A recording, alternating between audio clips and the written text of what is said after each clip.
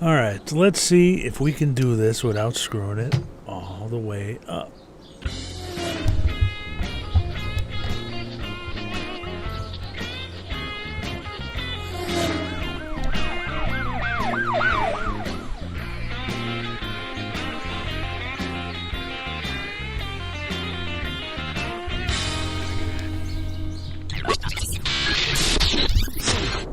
All right, I think we did it. Does say it's recording. I'm proud of us. Did play the. Next time I should try to figure out how to fade in, sort of, instead of just clicking on it. Yeah, I wouldn't. I think you need a board to do that. I don't know. No, you can do it on here. I don't know how you can even see your screen out here. I barely see it. Yeah, Why we are there are. so Yeah, just so a little programming note. We are filming in a different place. This is not the cigar store, in case you can't tell. We're on my back deck, and I live right over runway 23 left from O'Hare. Right as the planes come in towards that. What is it? Landing? We both do. Runway? Yeah, it's runway. Runway, yeah.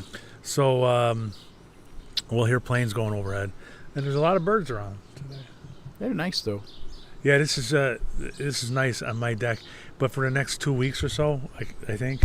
Yeah. I'm not going to be able to sit out here very much because this tree, the seeds fall for like 2 weeks every summer. What are they? What is it? It's an oak. No, it's a tree of heaven. What? Remember when you were a kid? I don't know if this was anywhere else, but in Chicago. Remember when you were a kid, there would be those little bushes that grew, and if you snapped off a branch, you could take your hand and you can get rid of the leaves and then whip your friends with it. Yeah, no, I don't. Oh, you didn't grow up here. That's right. No, yeah. Anyway, that's called a tree of heaven. This is what happens if you don't cut the bush down. Wow. It's a huge fucking tree. Yeah, man. it's about 80 years old. Wow. When we moved in, next door was a lady named Maybell who was 90 something at the time we moved in, and that's 30 years ago. So I don't think she's still alive. She told us that the people who lived on the corner behind me didn't like the people who lived in my house, so they planted that tree to fuck with them because it drops 2 weeks in the spring or late spring, early summer, starting like next week. It drops these seedlings, which if you don't clean them up, they start to stink. They rot, Okay. So you got to clean them all up, and they're a real pain in the ass. And then every fall, it drops like little branches. Plus the branches get brittle, so every time there's a big windstorm, we all have to clean up a bunch of branches. What asshole neighbors. Yeah. People were... And we have, over the years, my neighbor and I have discussed taking it down.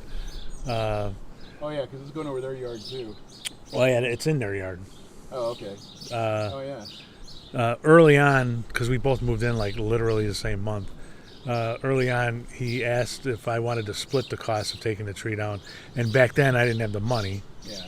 And if I did have the money, it was always a tough choice because with all the problems for this tree, it's a fantastic shade tree over my it's deck. right where it should be. Yeah.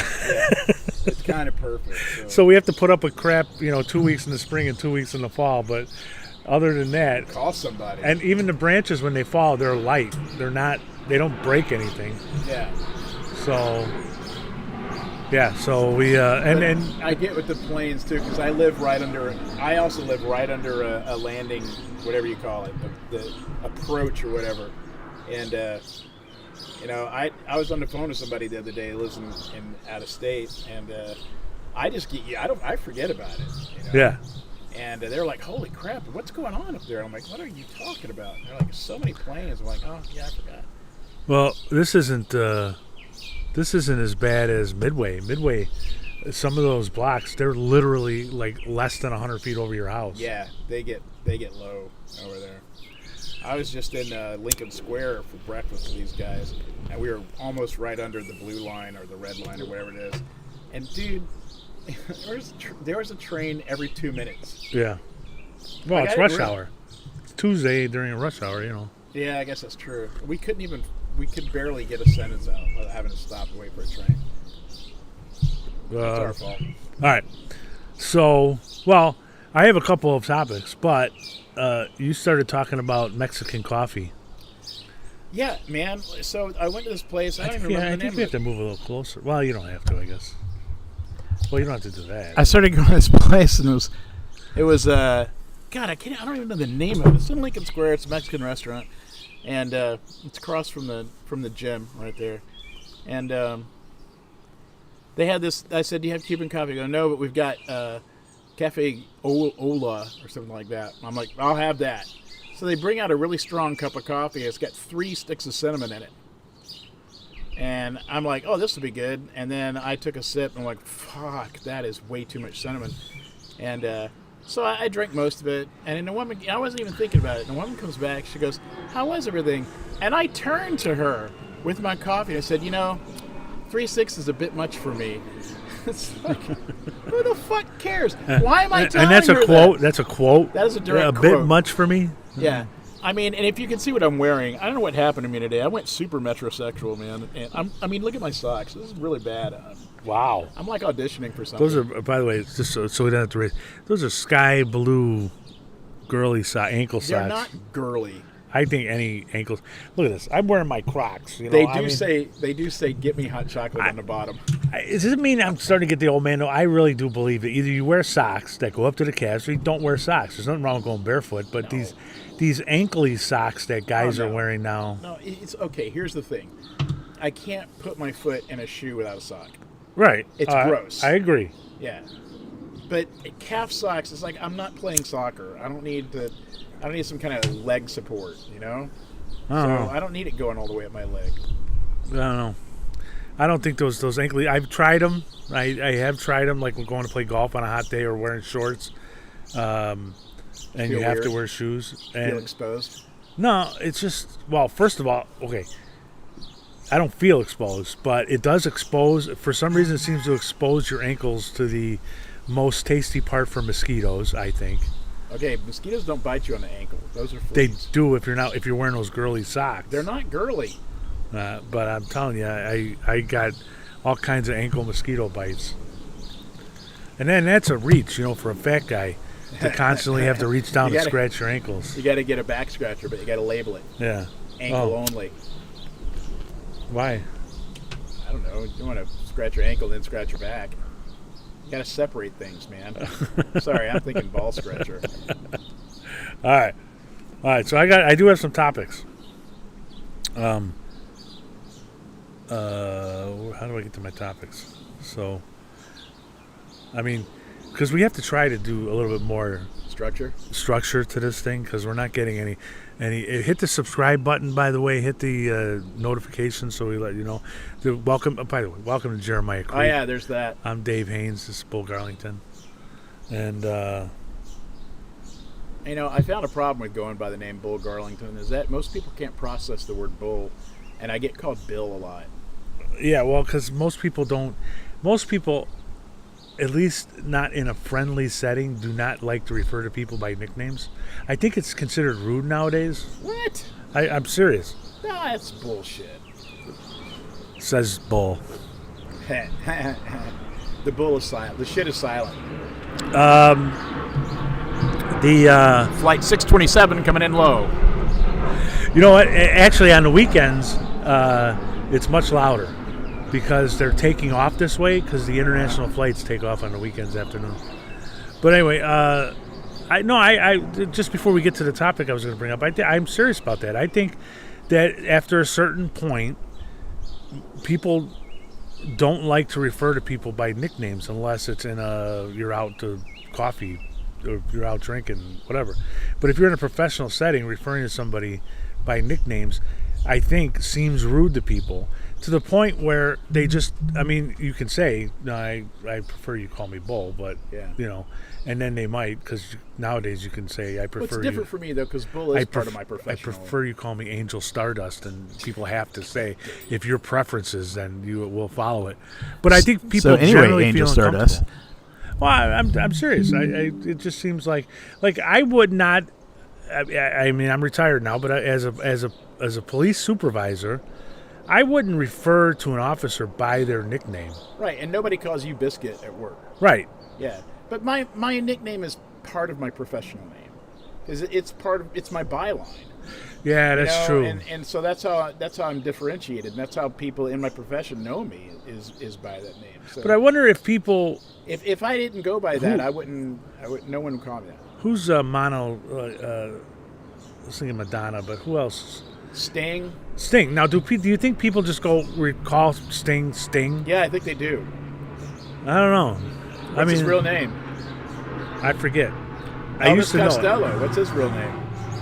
I don't know, but do people in outside of course, now I'm sort of reversing myself. Outside of professional stuff, do they call them by their professional name? I think it depends a lot, but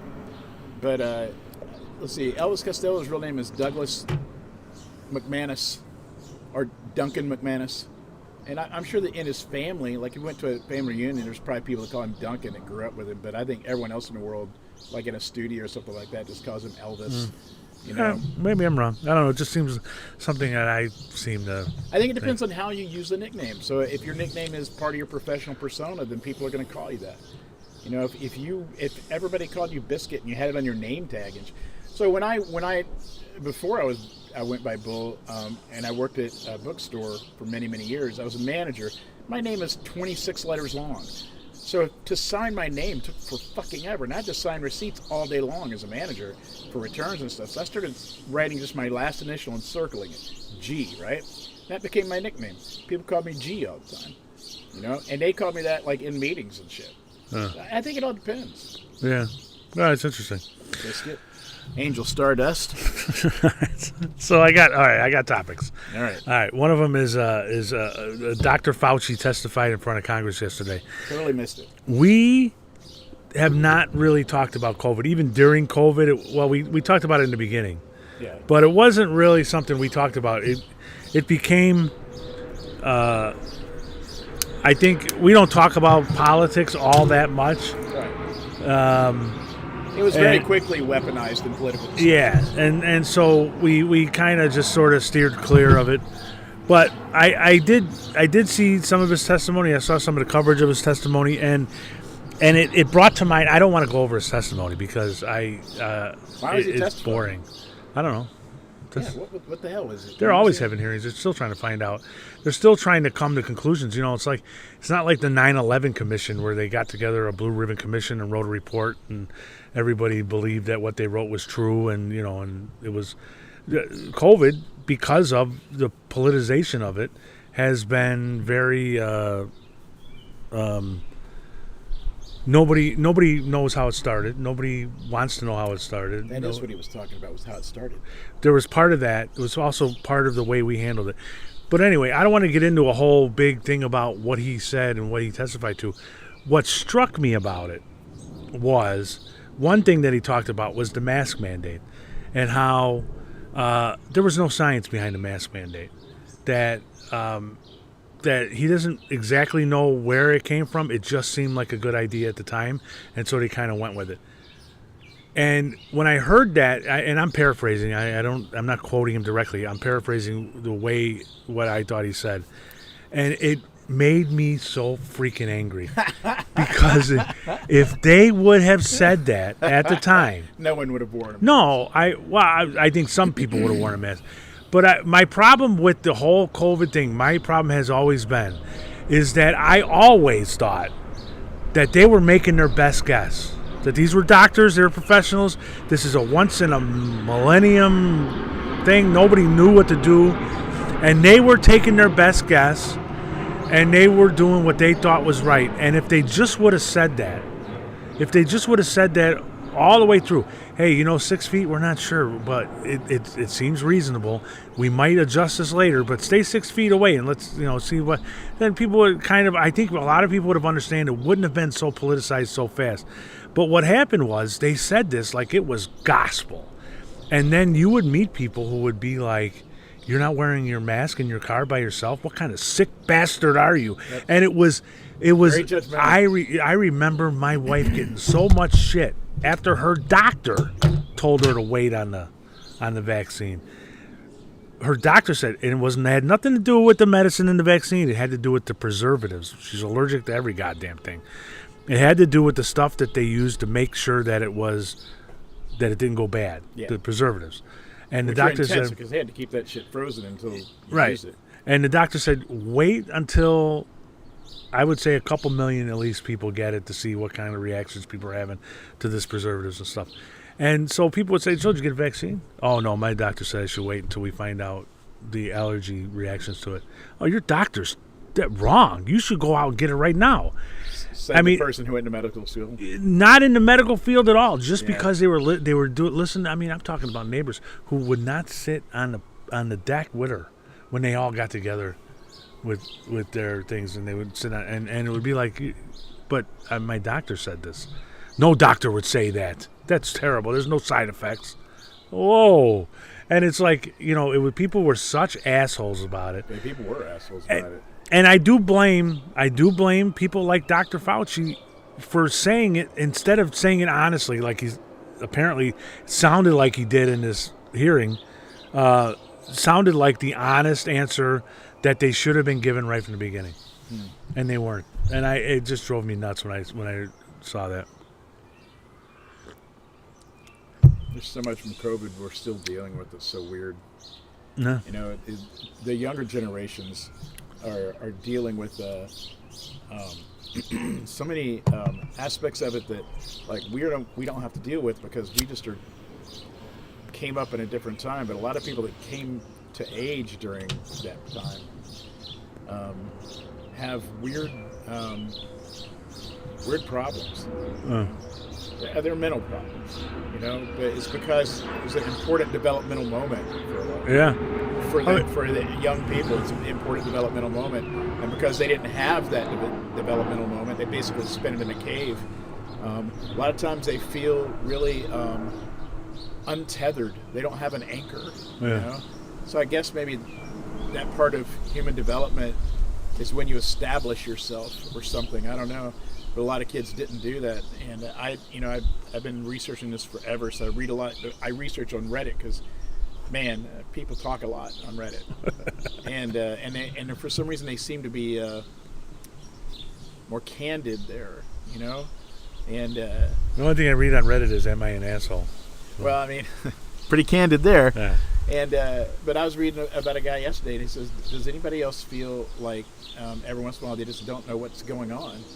And like 1,000 people are like, I feel the same way. And you could kind of tell that they were all around the same age, and they're like, sometimes I don't know what's real. And I'm like, oh my God, these fucking kids are fucked up, man.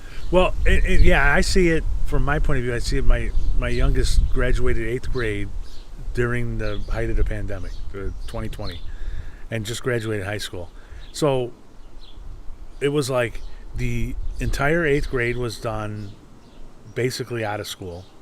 The first year of high school was all online. Second and part of the third year was all behind masks and with small groups. And you can really see in these kids a lack of, I guess, I never thought about this before, but I guess that's where you practically learn that 90% of communication is nonverbal. Yeah. They cannot read facial expressions. Yeah. They don't understand implication. They don't understand irony. Inference. Yeah, there's none of that. And it's like, I don't know. I mean, I've seen this with some kids who I know, like nieces and nephews, who were in college during that time and are now out of college. I mean, a lot of them work remotely, which, and they have no interpersonal skills. They work what? Remotely. Oh. Yeah. So there's no, talking about rumors around the office. There's no water cooler talk or what show did you watch yesterday talk. Because you have you can't do that in a Zoom meeting. There's no game. What? A lot of these people socialize through a game, and when you're in a game, you only talk about the game. So they're socializing, but they're only talking about the game they're playing. Yeah. But I remember I've had meetings, and I was never in business, but even doing police work, you have meetings, staff meetings with your boss or whatever, and half the time is not spent talking about the specific reason for that meeting. Right. Or like if you're in training, you're having breaks and lunch where you're together and you're discussing things other than what you're doing. Yeah. And these kids, they don't seem to have any of that. They don't bullshit. And that, to me, that's a terrifying thing, is for people that are, for a whole generation, it's basically kind of serious all the time. Yeah. I'm like, oh, fuck, man, that's, we need to do something about that. And also, I don't think they're doing enough drugs and sex. And, Well, I don't know about drugs, but sex, yeah. I mean, they're the most sober, prudish. They're basically Amish. We're inviting a new Victorian era. We really are, you know, and At least they made weed legal. Thank God. I should go get my puffer. yeah, they they're weird, and I think that they're in danger in a lot of ways. I'm in danger of being a little bit too boomer about some of this stuff, because you know what, every generation's a little different from the one before it. Otherwise, you couldn't progress. But I think some of their differences are not a good idea, and I think that the constant isolation is I don't think it's smart. Well, I agree, but I don't. I think looking long term, I don't think it's going to be a problem. I think that it might be a problem for us because we're getting old, and you know, obviously because we have these two fucking morons running for president. One of them is going to be president for the next 4 years, which means the president after that they're probably just going to skip over our entire generation, because these boomers will not let go of the fucking reins of power until we put them in their grave. And you know, but anyway, I feel triggered. So we're gonna have sorry, I don't. You know, if you're, I'm a boomer, so, you know, you're talking about me. I will apologize if you are a hardcore Democrat or a hardcore Republican who is really looking forward to voting for one of these two idiots. I apologize for your idiocy. But anyway, I mean, we're gonna have to. I'm gonna figure out what I think it's the least of two evils. But this is getting to the. Oh, never mind. All right, I'm gonna. But anyway, my point is that everything's probably going to skip over our generation. So their generation is going to be running shit, or at least the millennials are going to be running shit in the next 4 or 5 years. Yep. The millennials aren't that bad, but they're the what do we call them now? COVIDian generation or something? Gen Z. Yeah, I think we should call them COVIDian generation. I go for it. And people born during the ones that are the ones quarantines. They're the soon. branch COVIDians. Anyway, so we have a little bit of a cushion. By the time we're in our 70s, the COVIDians will be running shit. But here's the thing. The 1950s generation produced the 1960s generation. Yeah. They rebelled.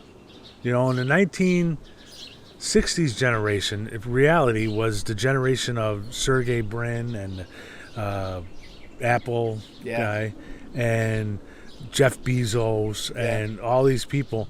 So I think that the COVIDians are probably going to be a very serious, sober, no bullshit kind of generation like the 1950s were. They're we're gonna have a handcrafted government. Yeah, and then locally sourced. And then their kids are gonna rebel like a motherfucker. You know, and so crazy. Oh, hello, dog. I have something to tell you, and I'm reluctant to do so. What? It's going to change how you feel about yourself.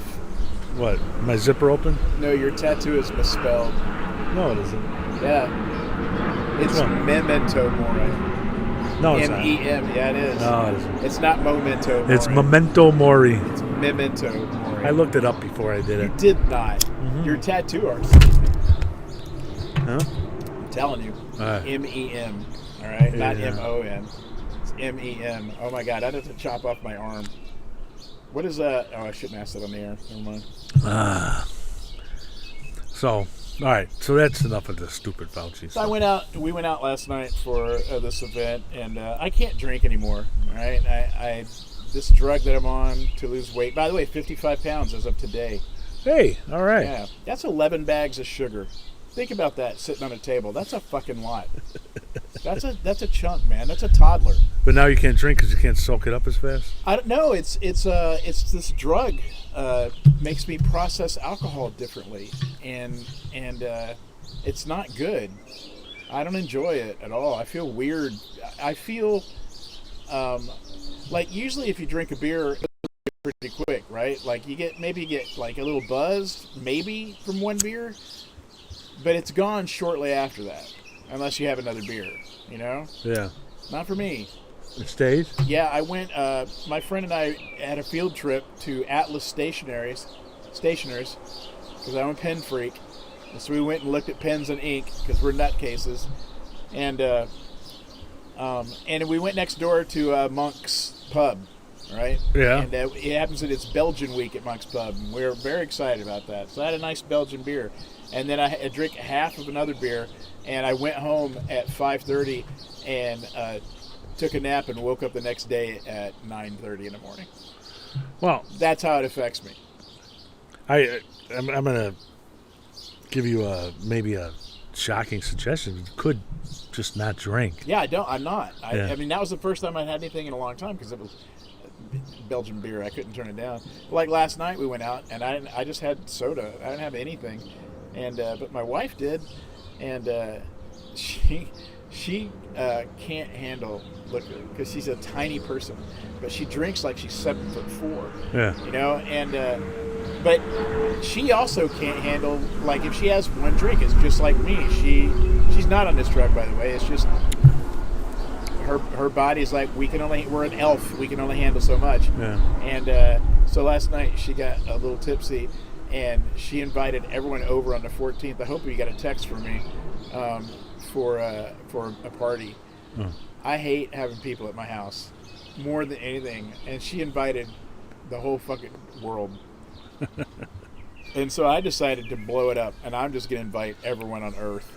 And I want 1,000 people at my house that day because I hope that she'll never do it again. All right. Well, if you send us a message, you'll get invited to Bull's house. Yeah, if you're listening, drive to Chicago. I was gonna. You were talking about. Shit. Now I can't remember. You said weight something. loss, alcohol, drugs. Yeah. Elf. Going out. Oh, where'd you go out? What part of the city? I went to Lincoln Square, just where I was this morning, actually. Oh. We went to, it used to be the Grafton, which was one of my favorite bars, and they sold out, and now it's the Getaway. It's all right. It's not I bad. would stay away from downtown. Doing crime things. You hear about the story? Yes. These groups of kids are just roaming around downtown, just beating people up for no reason. Wow. No, I didn't know about that. Well, I mean, I went downtown the other day. We took the train and went down to go to Atlas, and that was a Saturday, I think. There's a story in the paper today about a husband and wife out on a date night, just got beset, beat, lost their kid. Lost their kid? Yeah, she was pregnant. Oh, wow. And the police. What were they wearing? Nothing. I mean, normal people. Normal people food, clothes. Which is, I mean, it's not like we haven't had problems with groups of kids roaming around beating people up, but the police did arrest 2 people for it, 2 Utes, and they were out of jail before the people were out of the hospital. No felony charges. I actually had an arrest once early in my career for killing an unborn child. Very shouldn't rare. That be murder? It is. It's murder of an unborn child, and it is. It was. What was funny about it was a domestic, obviously. Not obviously, but a domestic. Guy beat up his ex-girlfriend. That's gonna sound great. Thank you. Just a sound check. Keep going, Dave. Guy beat up his ex-girlfriend. She did not want to press charges. You can't actually hear it very well. She did not want to press charges, and the doctor told us that she lost a baby, so we charged him with murder of an unborn child, and he ended up getting convicted. Good. But he deserved it. I guess they don't do that anymore. I don't know. I don't know what the situation was. If they were not able to prove these guys were the ones that beat them up, I don't know. But they only got charged with misdemeanors. I know that. So they were out of, and since you can't hold people for misdemeanors, they were out of jail. Before the couple was out of the hospital, these guys were out of jail. All right, let's move on to another topic. I have another topic. Go ahead. Taylor Swift and housing. What? It's two concepts you didn't think you could connect, but No, although I'm beginning to suspect that Taylor Swift is connected to everything. yeah, Taylor, well, she might be. I do think she's the head of the Celebrilluminati. I read a story in Latest magazine. It's a libertarian magazine called "The Housing Policy Implications of Taylor Swift." What the fuck, man? That sounds like clickbait. All right. No, it was a pretty well thought out story, and so I'll tell you the story, and I'll tell you the greater reason why I wanted to talk about this, because I thought there was something that doesn't have to do with this, but it reminded me of it. That's interesting. So Taylor Swift is doing 3 shows in Edinburgh, how do you say it? Edinburgh, Scotland. Edinburgh has a policy of putting homeless people in hotel rooms. So what happened was, when Taylor Swift was coming to Edinburgh, all the hotel rooms sold out. So with all the people coming to see her, because she just gooses a city's economy. She's a roving economy of one. Yeah. So they started putting the homeless people in hotels outside of town, which caused a kind of an uproar, apparently. Mostly because, and I know you will always defend reporters to the end of your days, but mostly it seems to me because of bad reporters who were saying that the city was taking homeless people out of hotel rooms and moving them so that the Taylor Swift fans could have the hotel rooms. That's not true. What had happened was the people who were already in hotel rooms were allowed to stay. New people were sent out of town because of the hotels all being booked. And it was I just thought it was an interesting article. If you want to read it, I'm not going to quote a whole bunch but it was it's Latest magazine, and it was written by fucking son. Who did the bad reporting? Christian Britchigi. I don't know. In Latest magazine, the bad reporting was local Edinburgh papers, who were saying that the city was pulling homeless people out of hotel rooms. But interesting, it brought up an interesting thing about. And that is bad reporting. We put migrants for a while in hotel rooms, in some hotel rooms, and you don't think of the implications of that. Yeah. They were putting migrant when the migrant situation in Chicago was first really bad. They first started putting them in hotels out by O'Hare, and after a while, I was we would have to deal with any problems over there, so I would occasionally be there, and I would talking to the hotel managers, and they were bitching about it, not only because I think there's a hotel law or an innkeeper's law, something to do with the amount of days you can rent a room, because otherwise it becomes an apartment or a long-term. Then it's a residence, yeah. Yeah. So those laws were thrown out the window for this because of the crisis. That ticked them off. It's like, well, wait a minute. You mean now you can throw it out for you, but not for me? So that right there ticked it off. But also because the city was paying the lowest flat rate. Yeah. And during high travel times like Memorial Day weekend, just this past weekend and upcoming was graduation weekend, they raised the rates. Yeah. And they're losing money by doing this. Yeah. And I never thought of that before. Yeah. I mean, I knew they raised rates occasionally. Best time to travel, Christmas week. Everything's low. Yeah. But I mean, not everything, but you know what I mean. But there are times that are better to travel. I just never thought about how they make more money doing that. So well, I think the interesting part of that story is also the impact of Taylor Swift on economies. Like Edinburgh is. I know it's a major city and everything, but in terms of cities you and I are used to, like New York and LA and Chicago and everything, it's a lot smaller, Yeah. And it's a whole different kind of city. It's just a different feel. It's a different vibe, And when Taylor Swift comes to a place like Edinburgh or Aberdeen, you know, like we went and saw Elton John in Aberdeen last year, and our plan was we went to dinner, and we were going to leave our car in the car park by the restaurant, and Uber to the venue.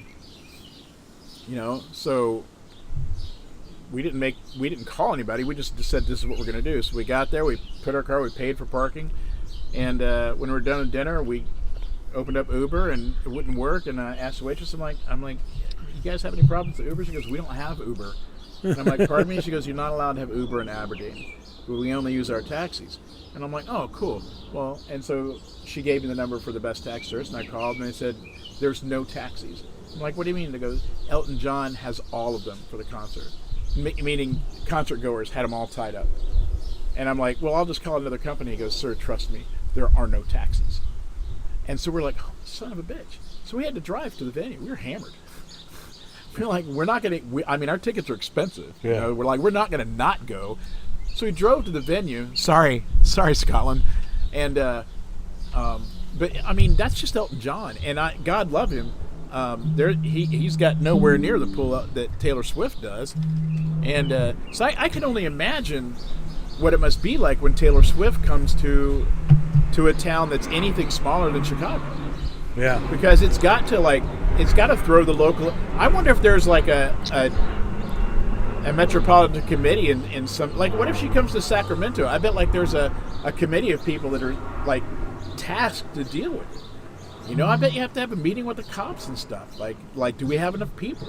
Yeah, I'm sure. You know? I'm sure you do. Even Chicago, I mean, in the suburbs, we have what's called mutual aid agreements, where if you have a situation, like, let's say she decided to play Skokie. I don't know. We would help. We would send police cars. Right. Yeah. That all came about after 9/11 and everything, because. Well, we probably had them before that, but there was a big focus on them after 9/11 because of large scale disasters. But yeah, it's similar to a disaster in a lot of ways because it has a lot of the same effects. You know, it's just it's an unstoppable force coming to your town. You know, they should call them that. It should be the Taylor Swift disaster. The Unstoppable Force Tour. Yeah, there you go. But all right, so this story made me think of another story that I wanted to talk about a few weeks ago, which I can't find. But it had to do with housing, and it had to do with the United Kingdom. Somebody did a study, and they are recommending, I guess they're having a housing crisis. They're in England about the same way we are, where we don't have enough housing, and so prices have gone way up, and, you know. And somebody did a study, and they were talking about the fact that the reason they don't really have a housing crisis, they're just counting wrong. They're just what? Counting wrong. And what they should be doing, instead of counting houses and how many people or apartments and how many people live in these apartments, they should be counting bedrooms. And they should be doing something about people who have too many bedrooms. And I'm like, holy shit! I can't believe somebody wrote this in a. It was a. That's fucking weird. It was a, not a literary. What do you call them when you do a college paper? I don't know. No. I don't know what you mean. It was like a real study. Okay. Yeah. It was, and what they were kind of suggesting, they didn't come right out and say it, at least not in the story I read, but what they were kind of suggesting was the idea that you should have to justify how many bedrooms you have in your house or your apartment, and basically the thinking being that you should only have the room you sleep in and maybe one other one. What, is it going to make the footprint of your house smaller or something? Or are they going to force you to start renting out rooms? That's the part I got, and I was like, oh, I can't believe that they would actually put this out there. Money.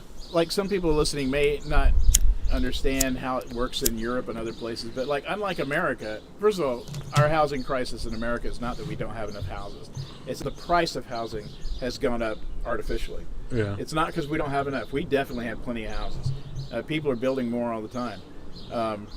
In Europe, you can't build more. Most places in Europe, it's capped. There's no more land. It's either preserved or somebody owns it or whatever.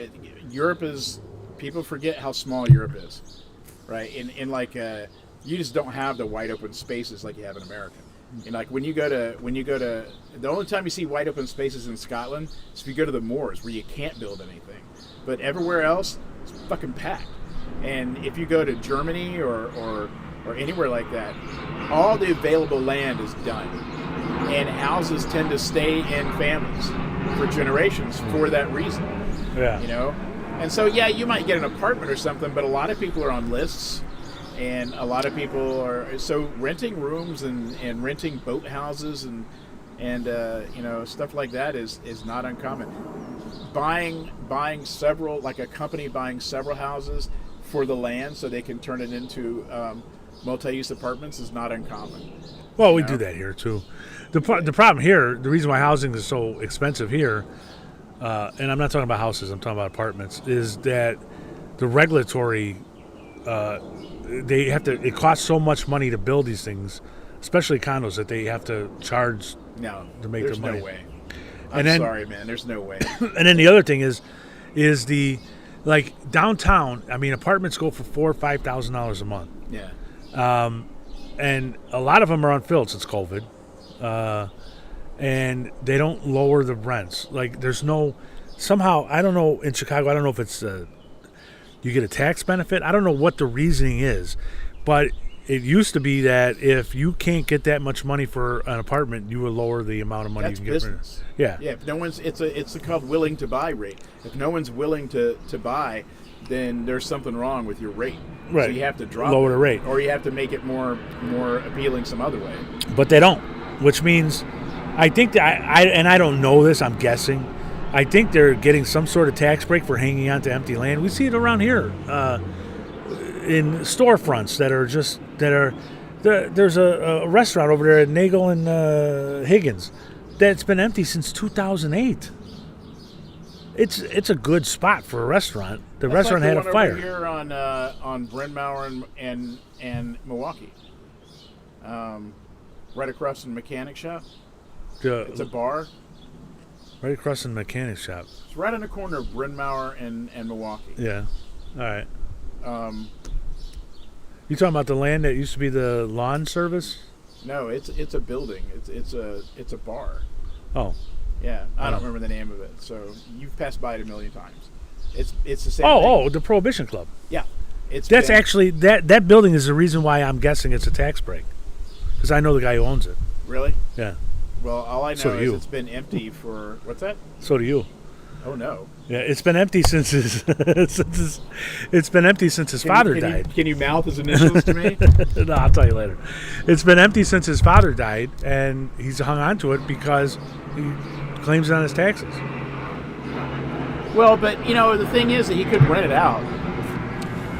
He could own the property, and That's could the have bar somebody, we wanted to turn into we wanted to do that, like right? make a Cajun plate. We're gonna call it French Street, right? No. This is where we're going to have the writers and Oh yeah, the original Oxford Dictionary. those were the days. Yeah, Yeah, that would have been great. I would have. Ideas. What a great idea the Oxford English Dictionary was. Still is. Still a great idea. I'm not going to do it. I am, however, changing careers. I thought you were going to school. I am going to school. Oh. Yeah. And I'm so excited about that. You just don't have any idea, man. It has been a life-changing experience, and I haven't even started yet.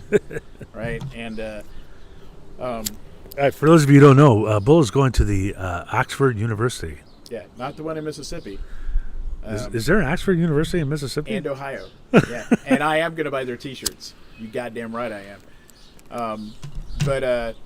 Yeah, a very competitive creative writing program. I will leave with a undergraduate diploma in creative writing, and then I'll hopefully at the elderly age of 63 go on for a master's, although I may not be able to afford that. But I just, the other day I did the math, and so last year I shut my business down because of AI. Yeah. Well, I came back, and I'm making more money than I was before, and I'm still not making enough. And the amount I get paid, which is, I'm not going to say how much I get paid, but it's an enviable rate for a writer. All right, I'm not at $1 a word yet, but I'm fucking close to $1 a word. And and you know, my editors, they all love me. I get treated really well. It's all really good. But the amount of time it takes me to do a story, and the amount of pay I get for it, it's not working out for me. I realize that the place that I enjoy it the much is in pitching all the stories. You know, so I pitch a whole year of stories, and then I've got a rhino. And it's like, oh man, now I got to do the work. And I realize that sure, there's a way that all I have to do is pitch stories and somebody else write them. Turns out that's a career.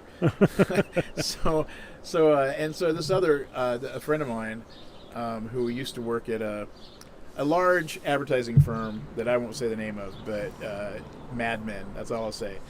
And his whole division got shut down recently. And he's been at Loose Liberty. He's fine. They gave him a golden parachute package, but he's like, you know, I'm young. I don't like not being busy, and so he wants to start an agency. You know, and he goes, I want you to be part of the agency. I'm like, I don't have any experience. He goes, yeah, I don't care. He goes, you've been undervalued for a long time. He goes, you've got great ideas. You and I are like this. We always have. Well, I see if you can give me a job. I don't know. You're moving to Tennessee, bitch. I do it remotely. Yeah. I've been applying for some remote jobs, actually. Yeah, oh, that's crazy. Well, I was just like, I want something that's got a high pay to effort ratio.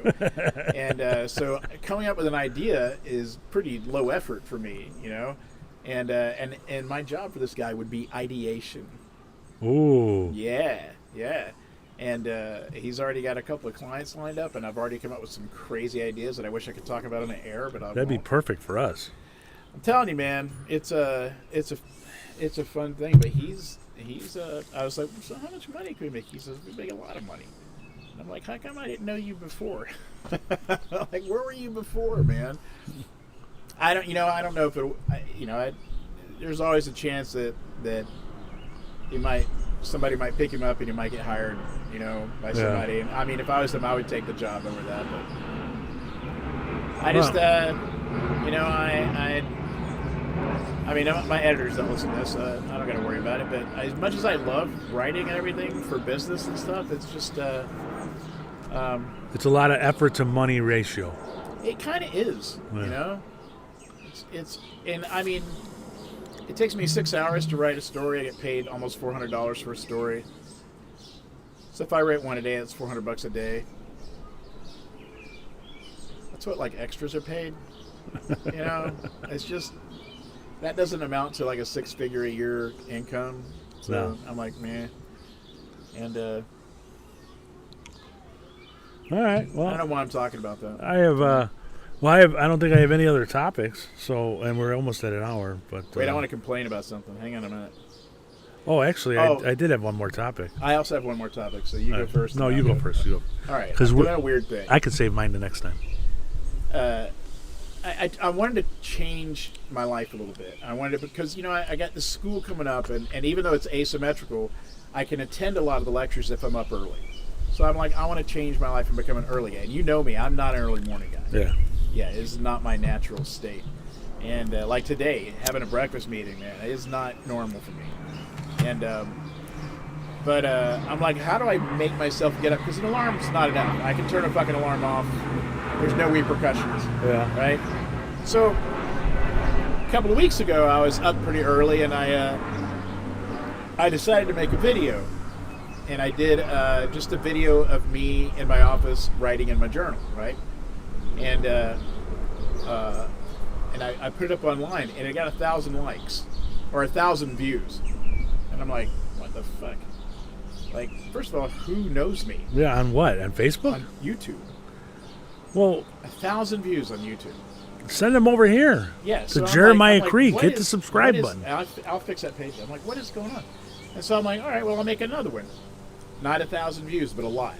And I realized I'm making ASMR videos. Wow. And people love them. What's AM is? I forgot what it stands for, but it says videos there's not a lot of sound and not a lot happens. Like, Oh. you know the ones I watch, right? This is why I did it. 'Cause Like I'm Nick watching- Offerman drinking whiskey in front of a fire? Yeah, exactly. That's it, right? And so, like, I watch this thing called Country Living Vlog, right? And it's these people in Azerbaijan that have a farm, and their son videotapes them doing farm shit. That's it. There's no dialogue. There's no music.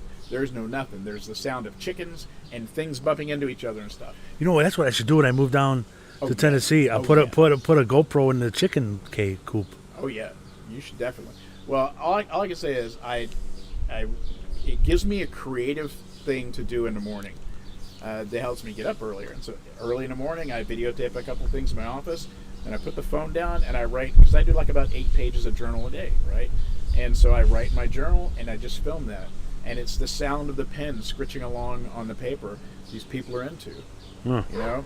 And there's no words unless somebody walks by talking, you know, and it's strangely gratifying. It's strangely gratifying, man, and it's weird that people like it, you know. Yeah. It's weird that people are watching me write in my journal, you know, because they watch the whole thing. It's like 40 minutes, just they watch the whole fucking, and they comment on the weird stuff, you know, like nice statue. I'm like, what the fuck? I'm gonna keep doing it. All right. Yeah. I'm going to become an ASMR millionaire. But upload them to Jeremiah Creek, too. Those people that do the Azerbaijan thing, I finally looked them up because I watch their channel a lot. Because I put it on when I'm doing work that I need to drain just a little attention off, like design work, but I can't actually watch a plot or anything or even have it in the background. So this is perfect. So one day I'm like my friend Marty came over and he goes, why the fuck do you watch this stuff? And I'm like, here's why. And I'm justifying it and everything, you know. And then he goes, I wonder how many people watch it. And I'm like, well, you can see like 2 million views right there. And he's like, I wonder how much money they make. And I'm like, I wonder how much money they make. So I went, they're making $5,000 a day. Yeah. In Azerbaijan. Yeah. That's US dollars in Azerbaijan. I know. That's why I want to try and figure out how we can get more views. We should do videos of just me and you staring at each other. and smoking a pipe and not talking. Well, we could also do. I mean, I remember those guys, those authors that used to film like 10-minute.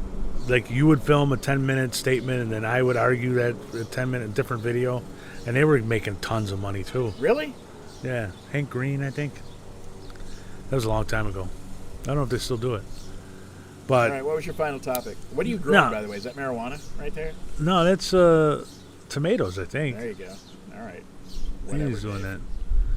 All right. So no, I will wait. We'll save that because we're up against it. So we'll save that topic for next time.